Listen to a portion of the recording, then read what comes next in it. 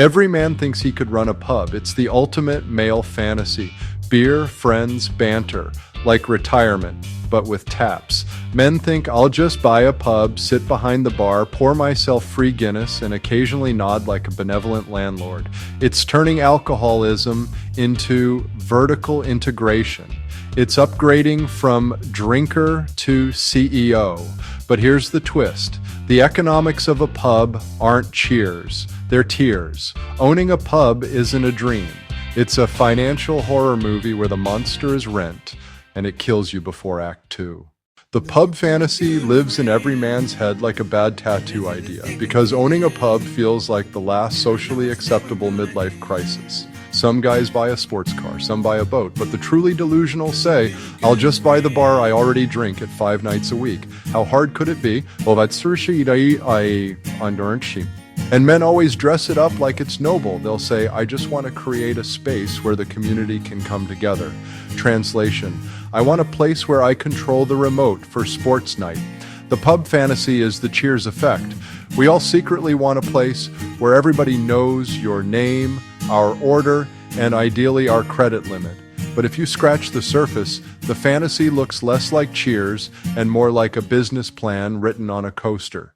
Let's talk money, because a pub isn't a hangout. It's a small margin, high risk retail operation that happens to come with sticky floors. First, there are startup costs. You need licenses, liquor, food, entertainment. Each one is its own bureaucratic nightmare. And they don't come cheap. Depending on the city, you're out $100,000 before you've even poured your first pint. Then there's renovations. Men imagine, I'll hang a dartboard, slap some wood paneling, call it rustic. The average pub fit out costs $150 to $400K, because apparently rustic also needs fire exits, bathrooms, ventilation, and a lawyer for when drunk Gary falls off the bar stool. Opening a pub isn't like flipping a switch. It's like setting your bank account on fire and hoping the flames attract customers. Second, the money bleeding continues with operating costs. Now you're open. Congratulations, you're broke. Rent is your first enemy. In big cities, you're looking at $10K to $30K a month. Then staff, bartenders, servers, cooks, security, that one guy whose job is just fixing the jukebox after you kick it. Payroll usually eats 25-35% of revenue. And inventory, beer goes stale, cocktails need fresh fruit, chicken wings cost more than rent during the Super Bowl. It's not stocking the bar. It's managing a perishable supply chain run by drunkards. Utilities? Running a walk-in cooler costs as much as a studio apartment. So let's recap. You're drowning in rent, payroll, food costs, and electric bills, and your reward is cleaning vomit out of the bathroom sink at 2 a.m. Third, you gotta know your margins. They aren't great. Here's the cruel math. Beer margins, 20 to 30%. Cocktails, 60 to 80%, but only if you can convince Chad to pay $14 for a Moscow Mule and a novelty cup. Food, if you're good, 30%. If you burn fries, negative. It looks good on paper until you realize the volume required. Example, rent $15K, payroll $20K, inventory $10K, miscellaneous $5K. That's $50K in fixed costs every month. Assume you sell pints for $5. That means you need to sell 10,000 pints a month. That's 333 pints a day. That's not a pub, that's a human pipeline. You need half the town drunk every single night just to break even.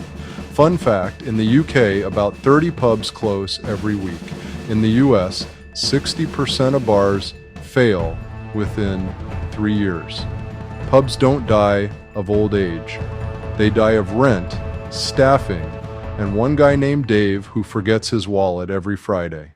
Take Greg. Greg was a corporate guy who hated his job. He cashed out his 401k to open a pub called the Thirsty Moose. Year 1, great. His friends all came, the beer flowed, the vibe was electric. Year 2, his friends had babies, stopped going out. Now his best customer was Steve, who paid in quarters and only ordered nachos. Year 3, Greg was back in a cubicle, but now with 200k of debt and a moose head in his garage.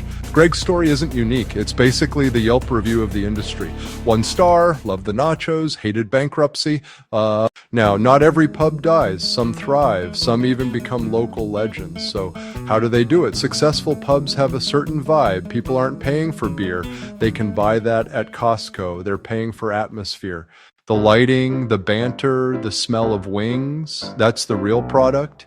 Your staff, they're not just bartenders, they're part-time therapists with better access to tequila. Nobody remembers what IPA they drank. They remember belting out Sweet Caroline with three strangers who are now their drinking buddies for life, even though nobody ever exchanged numbers. Successful pubs also diversify revenue. The pubs that win know it's not just pints. It's fries, trivia nights, karaoke, merch. The real profit isn't beer. It's selling a $3 margarita for 14 because you poured it into a mason jar. Some bars live or die by wing night, others by karaoke, a few by having the only pool table in town that isn't missing balls. Diversify or die. The big goal is your pub becomes the Cheers of your neighborhood. The most successful pubs become community hubs. They sponsor the softball team. They host the ugly sweater contest. They tolerate babies. Sociologists call it the third place. Not home, not work, but somewhere in between. A pub that nails this becomes more than a bar. It becomes civic infrastructure with Guinness. If it's not working, be prepared to adjust. The pubs that last adapt. Craft beer, gastropub menus, niche branding. Some go full gimmick. Cat pub in Tokyo, axe throwing bar in Minneapolis. If your pub doesn't have a gimmick in 2025, you might as well install treadmills and call it a fitness bar. The pub fantasy versus reality. Here's the irony. Men dream about pubs because they imagine drinking for free, not running a small margin, labor-intensive, emotionally draining retail business. Fantasy. You're a beloved landlord pouring pints for mates. Reality. You're a janitor with spreadsheets. The economics of owning a pub prove one thing. Men don't actually want to run a bar. They just want their own bar stool where nobody cuts them off. Every man thinks he could run a pub, and technically he can, if by run a pub you mean sprint it straight into bankruptcy while humming Sweet Caroline.